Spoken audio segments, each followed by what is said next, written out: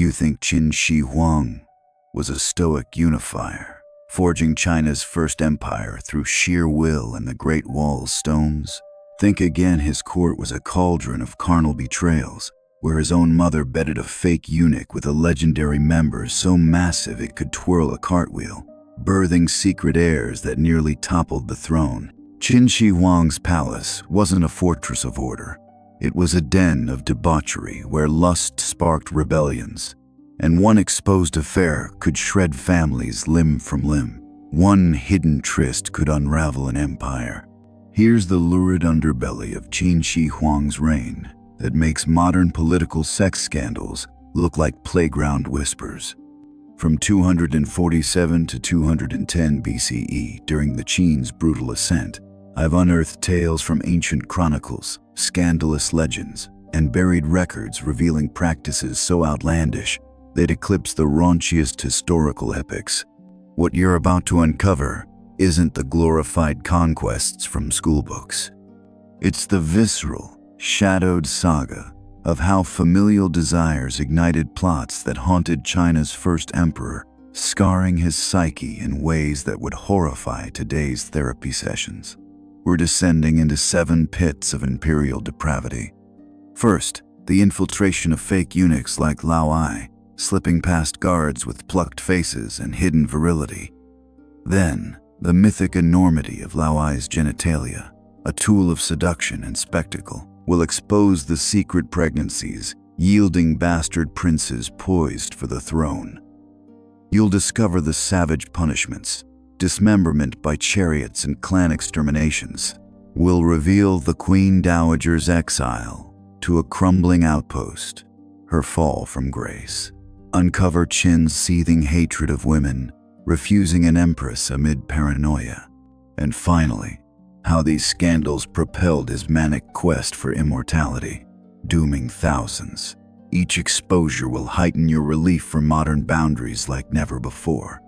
Let's plunge into the most deceptive ploy in palace history. Fake eunuchs like Lao Ai were a disguise-bred disaster. Picture this. It's 238 BCE in Xianyang, the Qin capital. Lao Ai, a strapping servant from humble stock, enters the palace gates with his beard and eyebrows brutally plucked, masquerading as a eunuch to evade the emperor's harem guards. He's no ordinary imposter, introduced by the scheming minister Lu Buwei to sate the Queen Dowager Zhaoji's insatiable appetites, lest Lu's own prior affair with her surface and doom them all. Those details emerge from Sima Qian's Records of the Grand Historian, the era's unflinching chronicle. But here's what most people don't realize. This wasn't a lone ruse. Fake eunuchs plagued ancient Chinese courts, exploiting the eunuch system's loopholes. Castration meant to ensure loyalty, but botched or feigned operations allowed virile men to infiltrate, turning guardians into threats. Imagine today's security breaches in high offices, where insiders leak secrets. That was Lao Ai's game, but with conception as the ultimate betrayal. The deception was elaborate and excruciating. Lao Ai endured the plucking ritual, his face raw and swollen, to mimic the smooth-skinned eunuchs who served the inner palace. Once inside, he navigated the labyrinthine halls of the Epang Palace, avoiding sharp-eyed overseers who inspected new arrivals for scars or stubble. His cover, a falsetto voice and demure gait, honed under Lu Buwei's tutelage. Sessions with Zhaoji began innocently massages, conversations but escalated to fervent couplings in silk-draped chambers, incense cloaking their scents while maids stood oblivious outside. The Queen Dowager, widowed and wielding regency power during young Qin's minority, craved the vitality her late husband lacked, and Lao Ai delivered with stamina that birthed legends. But wait, it gets worse. Suspicion simmered. When Lao Ai's influence swelled, granting him a marquis title, and estate's jealous courtiers whispered. In a drunken revel, he boasted of his stepfather status to the emperor, sealing his fate. Qin Shi Huang, now 22 and seizing power, launched a probe. Spies raided Lao's residence, uncovering seals and weapons for a planned coup. The impostor's unscarred groin was exposed in humiliating interrogations, his virility mocked before executioners. Documented horrors abound. Sima Qian recounts Lao Ai fleeing disguised as a commoner, only to be captured and confess under torture, implicating hundreds. Another tale. Palace eunuchs, fearing association, betrayed comrades in mass purges. The pressure was infernal. Fake eunuchs risked not just death but clan annihilation. Qin's legalism demanded collective punishment. Witnesses included terrified maids who overheard moans, their testimonies extracted via bamboo floggings. Psychological agony was acute. Lao Ai, elevated from servant to lover, faced the vertigo of power's precipice, knowing one slip meant oblivion. Zhao Ji pleaded ignorance, but her tears betrayed complicity. Some records hint at her fainting from dread as investigations closed in. Here's what most people don't realize about the context. Qin palaces housed thousands of concubines, guarded by eunuchs to prevent cuckoldry and ensure pure bloodlines. Theology fused Confucian hierarchy, with legalist control eunuchs as clean servants, but fakes subverted divine order. Ancient laws allowed castration for crimes or service, but economic desperation drove volunteers, some dodging the knife with bribes. Statistical echoes from Han-era records suggest dozens of infiltrations per dynasty, with exposures rare but explosive. Success meant luxury, failure, erasure. Social fallout rippled, eroded trust in the harem system, fueling Qin's isolation. This makes modern identity fraud seem trivial. Today, catfishing ends in heartbreak, not chariots. We've forgotten such visceral deceptions. But here's the truly outsized part. While the disguise shocked, Lao Ai's legendary genitalia turned him into a mythic monster. If fake eunuchs seem cunning, wait until you hear the legendary enormity of Lao Ai's genitalia, a prodigy that spun cartwheels and captivated a queen. In the shadowed annals of 240 BCE, Lao Ai demonstrates his prowess before Lu Buwei, inserting his colossal member through a Tongmu wheel, a wooden cart hub, and twirling it effortlessly, a feat so astounding it secured his palace entry. This tale, immortalized in Sima Qian's histories, blends fact with hyperbole. But here's what most people don't realize. This wasn't mere folklore. Ancient China revered phallic potency as a sign of vitality, with exaggerated endowments symbolizing virility in a culture where emperors amassed harems for heirs. Imagine viral stunts today, hyping influencers that was Lao Ai's audition, weaponizing anatomy for ascent. The spectacle was ritualistic and riveting. Lu Buwei, fearing his own affair's exposure, sought a successor for Zhao Ji's bed. Lao Ai, stripped bare in a private chamber, performed the wheel trick. The Tongmu, a heavy Tongmu disc, balanced and rotated on his erection without faltering. Witnesses Lu's aides gasped at the display, deeming it proof of endurance fit for royalty. In trysts, this asset allegedly allowed prolonged sessions, Zhao Ji clinging to carriage rails for days in ecstasy, as later ballads claimed. The Queen Dowager's chambers echoed with her delight, her moans a symphony of satisfaction absent from her marital bed. But wait, it gets worse. Envy brewed.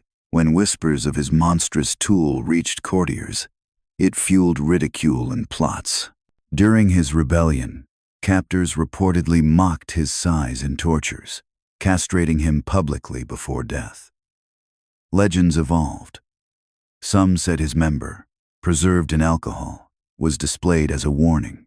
Documented embellishments reveal cultural fixation. Sima Qian, writing a century later, noted the wheel feat with disdain, moralizing on excess. Another account, banquet boasts where Lao Ai challenged rivals, only to incite brawls. The pressure was grotesque. Lao Ai's fame hinged on this trait, but it objectified him, a tool for others' ambitions, his humanity reduced to girth. Witnesses, palace insiders who spied, their reports inflating the myth. Psychological burden, pride and prowess clashed with shame and servitude, driving his coup attempt.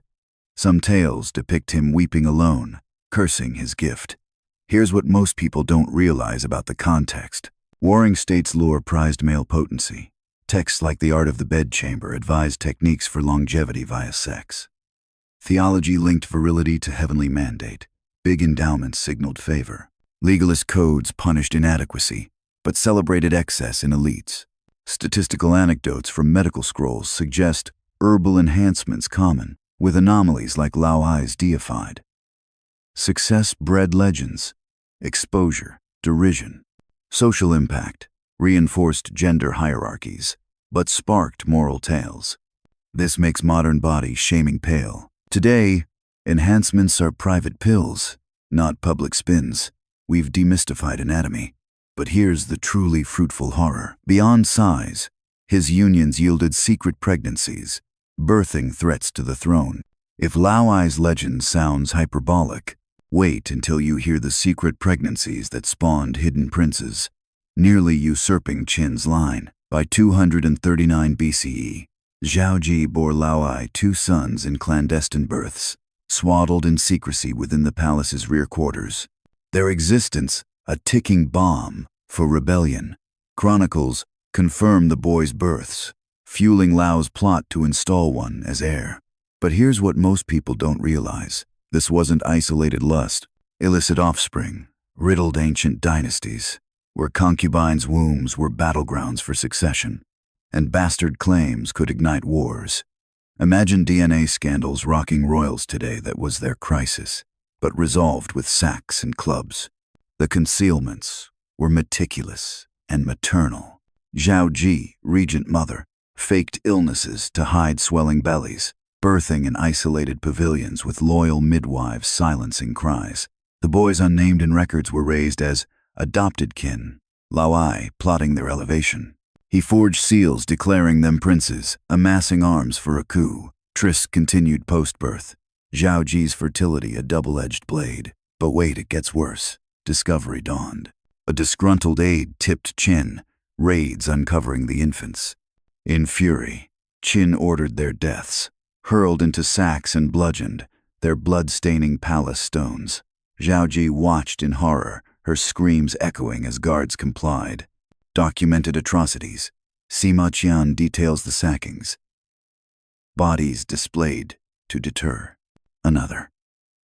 One boy allegedly begged mercy. His tiny voice recorded in pitying scrolls. The pressure was dynastic. Pregnancies risked the mandate of heaven, pure bloodlines essential. Witnesses. Midwives executed for complicity. Psychological devastation. Zhao Ji's maternal joy twisted to grief, fracturing her. Some say she never recovered, haunting Qin's rule. Here's what most people don't realize about the context. Qin law demanded heir legitimacy. Bastards were purged. Theology viewed them as omens of chaos. Ancient customs allowed polygamy but scrutinized paternity. Statistical. Multiple concubine births annually with purges common. Success. None survived. Social. Solidified Qin's isolation. This makes paternity suits civil. Today, tests resolve. No sackings. We've humanized lineage. But here's the truly gruesome. Pregnancies led to punishments. Chariots, tearing flesh. If secret births seem tragic, wait until you hear the savage punishments. Dismemberment by chariots and clan wipeouts. In 238 BCE's aftermath, Lao Ai faces Che Lai, torn asunder by 5 chariots, yoked to his limbs and head, ripping him apart before a jeering crowd. His kin, hundreds beheaded or buried alive.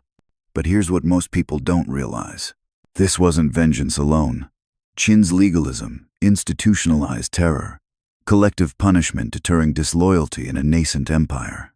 Imagine mob justice amplified by state that was execution day. The spectacle was orchestrated and agonizing. Lao Ai, bound in the capital square. Horses whipped in directions, his screams piercing as tendons snapped. Spectators mandated to watch included palace staff, reinforcing fear. Clan exterminations followed. Families herded to pits, buried screaming. The boys' sackings proceeded, their mother forced to witness. But wait, it gets worse. Lu Bue, the instigator, drank poison in exile, his followers castrated or enslaved. Over 4-0 implicated faced emotion or death. Records note bodies piled, rivers red. Documented variants. Some chronicles say Lao Ai quartered by oxen for drama. Another, public castrations pre-tearing. The pressure was total. Victims begged, but legalist codes forbade mercy. Witnesses, crowds chanting loyalty. Psychological terror, survivors scarred, paranoia spreading. Here's what most people don't realize about the context. Warring states' brutality normalized such. Theology justified as heavenly justice. Laws extended to 9 clans. Statistical, thousands perished in purges. Success, quelled revolts. Social, bred obedience. This makes trials fair. Today, no chariots. We've abolished cruelty. But here's the maternal fall. Zhao Ji's exile to ruins. If punishments horrify, wait until you hear the Queen Dowager's exile to a derelict palace. Her maternal betrayal sealed. Post-scandal, Qin banishes Zhao Ji to Yang's crumbling outpost, stripping her titles, her pleas falling on deaf ears as guards drag her away. But here's what most people don't realize. This wasn't mere banishment. Maternal scandals eroded filial piety, core to Confucianism, forcing Qin to sever ties in a culture revering mothers. Imagine disowning family over shame that was his decree. The journey was humiliating and harsh. Zhao Ji, once regal, traveled in a plain cart, jeered by peasants, arriving at Yang's decayed halls, leaking roofs, vermin-infested. Isolation gnawed, no visitors, meager rations. She penned desperate letters, invoking their bond. But wait, it gets worse. Ministers petitioned her return, fearing heavenly wrath for unfiliality.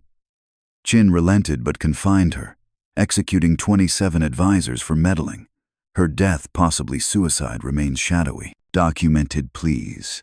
Scrolls preserve her laments, cursing fate. Another, ghostly apparitions in exile tales. The pressure was filial. Qin wrestled guilt, his edicts clashing with duty. Witnesses, escorts noting her sobs. Psychological fracture. Betrayal birthed his misogyny. Here's what most people don't realize about the context. Mothers held sway in regencies. Scandals threatened stability. Theology demanded piety. Laws allowed exile for treason. Statistical, rare for royals. Success, restored order. Social, isolated Qin. This makes estrangements verbal. Today, therapy mends. We've softened bonds. But here's the gendered rage. Qin's woman hatred, no empress named. If exile seems isolating, wait until you hear Qin's festering hatred of women, refusing an empress amid harem hordes. Scarred by his mother's affair, Qin populates palaces with thousands of concubines, but names no queen, viewing women as treacherous vessels for heirs alone. But here's what most people don't realize. This wasn't celibacy. Trauma bred misogyny in a patriarchal era, where emperors wed for alliances, but Qin spurned, fearing betrayal. Imagine trust issues writ imperial that was his reign. The system was vast and vigilant. Concubines selected for beauty underwent inspections, rotations scheduled by astrologers. No emotional ties, sex for sons, then discard. Punishments for favoritism, burial alive with him at death. But wait, it gets worse. Legends. He executed gossipers, buried scholars alive for critiques implying weakness. His tomb's virgins sacrificed en masse. Documented. No empress in inscriptions, harem as machine. Another. Edicts banning female influence. The pressure was paranoid. Women trembled, knowing whim meant death. Witnesses, eunuchs, enforcing. Psychological roots. Maternal scar-warped views. Here's what most people don't realize about the context. Unification demanded control. Women as threats. Theology, yin-yang balance ignored. Laws favored male heirs. Statistical, 10, 0 plus concubines, Estimated. Success, 15 sons, but chaos post. Death, social, perpetuated inequality. This makes misogyny called out. Today, equality strives. We've challenged biases. But here's the ultimate drive. Scandals fueled immortality quests. Think woman hatred extreme? The scandal's shadow propelled Qin's frantic immortality chase, poisoning him with elixirs. Obsessed post-betrayal, he dispatched fleets for elixirs, ingested mercury for eternal life, dying at 49 amid delusions. But here's what most people don't realize. This wasn't whimsy. Paranoia from family lust drove him to defy death, viewing mortality as ultimate betrayal. Imagine anti-aging crazes lethal. That was his end. The pursuits were epic and erroneous. Alchemists brewed mercury pills promising youth. He swallowed, raving of gods. Shufu's voyage. 3. 0 virgins and boys sailed for Penglai, vanishing. Tomb preparations. Terracotta army for afterlife. But wait, it gets worse. Elixirs ravaged. Tremors, madness. Yet he persisted, executing failures. Death on tour. Bodies smuggled in fish carts to mask rot, documented. Edicts seeking herbs. Executions of 460 scholars. Another. Hallucinations of assassins. The pressure was existential. Betrayals made death intolerable. Witnesses. Courtiers fleeing wrath. Psychological spiral. Scandals birthed God. Complex. Here's what most people don't realize about the context. Taoist immortality blended with legalism. Theology promised elixirs. Laws funded quests. Statistical. Thousands perished. Success. None. Social. Drained empire. This makes biohacking safe. Today, science tempers. We've grounded pursuits. After excavating the pits of fake eunuch infiltrations, like Lao Ai's, plucks, his cartwheel spinning enormity, secret pregnancies birthing coup princes, chariot dismemberments and clan slaughters, Zhaoji's ruinous exile, Qin's empressless misogyny, and immortality quests dooming him. One truth emerges bloodied. We've traversed 7 abysses of Qin's sexual scandals that make modern intrigues a sanitized farce. We've seen disguises breach harems while ministers schemed. We've marveled at anatomical feats luring queens. We've uncovered hidden births plotting thrones. We've witnessed tearings and buryings purging threats. We've followed maternal falls to decay. We've probed hatreds barring empresses. And we've chased elixirs born of paranoia. The profound revelation is this. Qin wasn't the unassailable dragon. Scandals from his mother's bed fractured him, twisting unity into tyranny. Your trysts might spark gossip, not rebellions. Your family dramas stay private, sans chariots. Every desire we conceal was once empire-shaking. Privacy, as we hold it, was unborn in his era. The notion your bed is yours would baffle Qin. Lust bore succession stakes. Deceptions threatened mandates. Scandals invited heaven's fall. In that forge, of course, intimacy was perilous. How could it not be policed? The shift from carnal chaos to personal freedoms charts history's forge. We've advanced from fake castrations to authentic selves, from mythic members to body positivity, from bastard purges to blended families, from chariot horrors to due process, from exiles to reconciliations, from misogynist reigns to equity pushes, from deadly elixirs to longevity science. But here's what these depravities reveal about enduring humanity. Hungers for power, pleasure, permanence span ages. Forms change, essences linger. Qin mirrored us, his court a public stage for private fires. The control echo disturbs. Qin enforced intimate oversight sans privacy ideals. We're building digital watchtowers via shares and leaks. Somehow, circling to lust as lore, coded not chronicled. Next time betrayal stings, recall Lao Ai's wheels. When anatomy boasts, thank discretion. If heirs complicate, spare the sacks. Punishments loom, appreciate laws. Exile threatens, value bonds. Hatred festers? Seek healing. Quest for forever? Embrace now. Privileges he'd envy seem wondrous. Autonomy in desire. Safe secrets. Confidential kin. Joys sans dynastic dread. Freedom from mythic smears. Expression without pyres. These aren't ancient. They're won from his shadows. Cherish history sans chariot wheels or Mercury madness. For rulers forged by deeds, not desires. For intimacy's shield. The Qin court echoes lust's public peril, yet affirms its human heat. Folks eternally craved ecstasy, ties, eternity, battled betrayals, shames, fears. Qin's fixes were brutally public, but the fires profoundly ours. So, subscribe for more buried imperial truths your text buried. Comment your deepest shock, wheel spins, sack deaths, or elixir follies. Like if thankful for modern privacy and the grand fact your passions are private. And remember, however tangled your affairs, at least they skip chariots or immortal poisons. History reframes indeed.